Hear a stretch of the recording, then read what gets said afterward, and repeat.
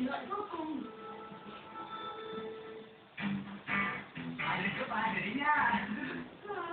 Vì giàu với năng lượng trắng sáng hoàn toàn mới, chất lượng vượt trội cho áo quần trắng tinh khôi ngay gần đặt đầu. Vì giàu trắng sáng mới, trắng tinh khôi cho sửa đầu hoàn hảo. Và mình có người chuẩn bị cho mình hơi chút. Mình bỏ ra, điều vô trộn. Trong khi của Sabaco có nguồn gốc hợp được chỉ các thứ sau một mức độ thức ăn cơ thể dinh dưỡng phù hợp với thể nó Sabaco giúp về không còn bộ mũi trộn.